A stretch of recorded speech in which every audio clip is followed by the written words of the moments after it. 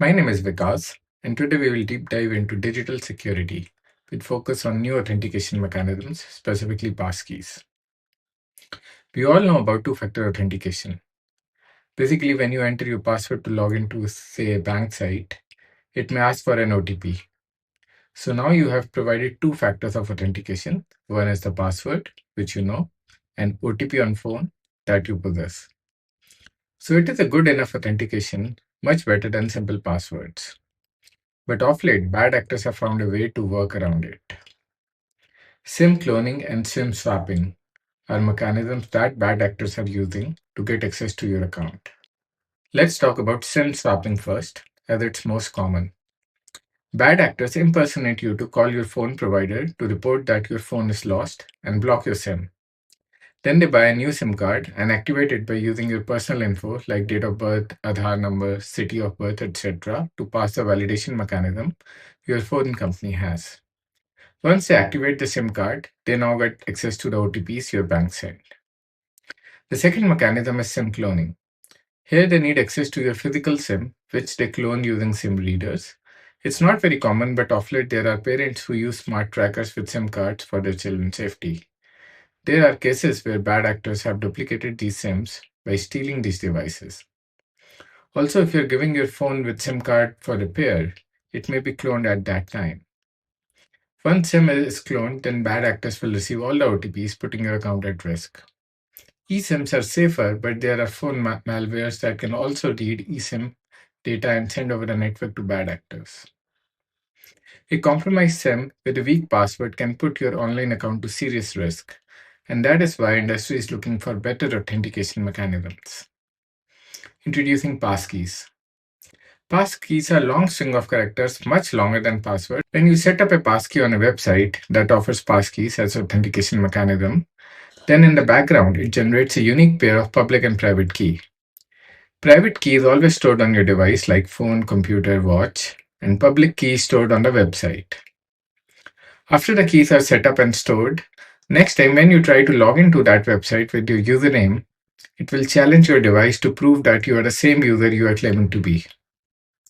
Now the device will sign a piece of data with private key, which can only be validated with the public key that website has. Once the validation is completed, website will let you in. Now, if you're following, it is just a single factor authentication. That is the key. Where is the second factor? The second factor is where your device comes in.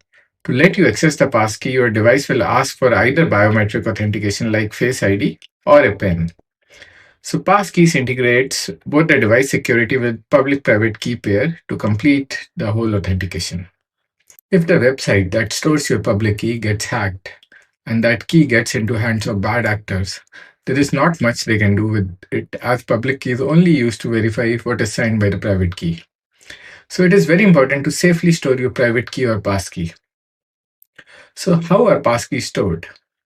Since passkeys are vital for account safety, they are stored encrypted on your devices like phones, computers, etc.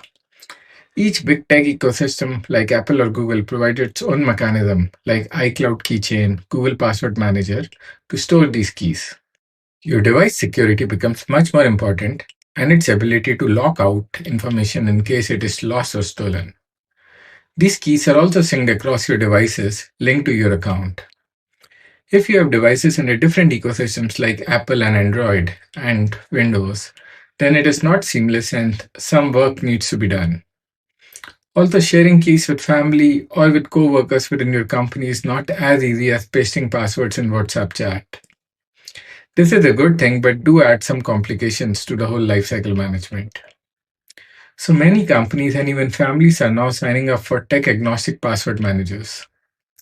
These password managers store passkeys encrypted and sync across devices linked to your account, but now across ecosystems.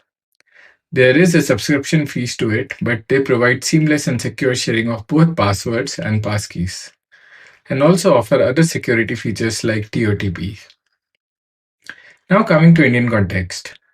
In India, we are swamped with OTPs. Whether it's quick commerce app or internet banking, everyone just love OTPs.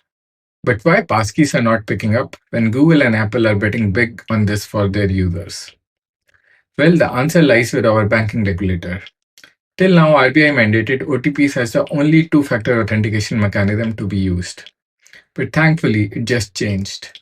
In its latest directive, RBI is encouraging use of other additional factor authentication mechanisms, which opens the door for passkeys to be adopted by financial institutions. So over the next few years, you will start seeing industry adopting biometric and passkey-based authentication, making our bank accounts more secure. However, as a user, you need to start thinking about how would you adopt passkeys, where you will store and secure it. Password managers will become mandatory for storing passkeys, but portability across ecosystem will require storing them on cloud, which is again an area of concern. There are alternatives like self-hosting that are available. I would encourage you to go through some of the links I have put in the comment section to know about the available solutions. Hope you liked this video. Thank you.